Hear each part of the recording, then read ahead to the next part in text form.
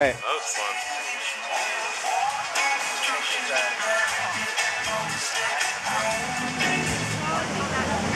Hi everybody.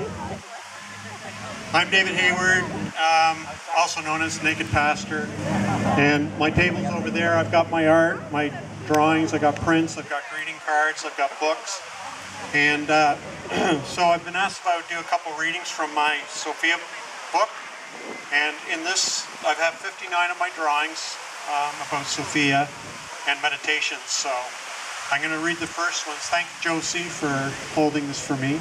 Josie and I go way back at Rosse Vineyard in Quispamsis, New Brunswick, and I watched her grow up, and now she's a student here. So thanks for being my personal assistant. So this one is called The Cave, and if you want to take a closer look at it later, you can over there. And so I'm just going to read this section. Basically, this is about my journey away from ministry and my relationship with the church and that which we call God and all that. So I drew this one. I had to make a conscious decision to go deep into a dark place, my inner being, my unconscious. Fear gripped my heart and wouldn't let it go. Caves hide creepy things that crawl, criminals, ghosts, skeletons, beasts, and devils. There is no natural light. Whoever goes into a cave comes out different, changed, crazy, or wise. But you'll never know unless you go in. You eventually have to go into your own cave. My unconscious self was fathomless. It still is, like yours. In fact, it is even more fathomless. The more you discover about yourself, the more you discover there is to be discovered.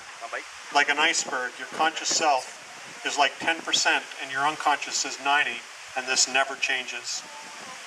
This is what makes great souls. I want to be a great soul. I stood before the entrance of the cave for a long time. I bargained with myself. I argued with myself. I tried to talk myself out of it. Then I dared myself, and I never turned down a dare. I finally concluded it was safer to go in than stay out. A wise man once said you must walk your path or be dragged. So I dragged myself into the cave and I went in. I emerged different. I emerged changed. Some thought I emerged crazy, but I emerged wise.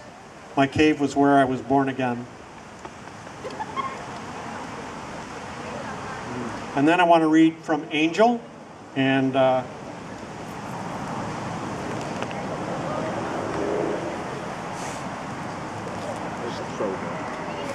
this is a picture of Sophia as an angel.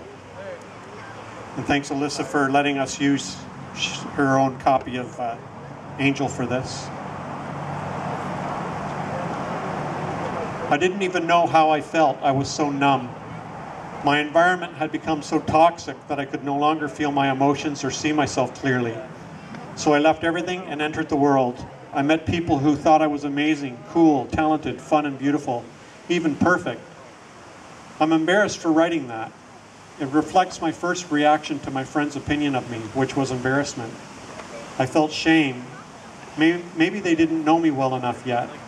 In a matter of time, they'll see me for who I really am and lose their positive opinion of me. But they didn't. They still loved me and thought I was amazing. This reminded me of something Marianna Williamson wrote in A Return to Love that has spoken to the angel inside of me. Our deepest fear is not that we are inadequate. Our deepest fear is that we are powerful beyond measure.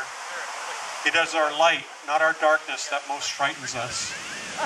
We ask ourselves, who am I to be brilliant, gorgeous, talented, and fabulous? Actually, who are you not to be? You are a child of God.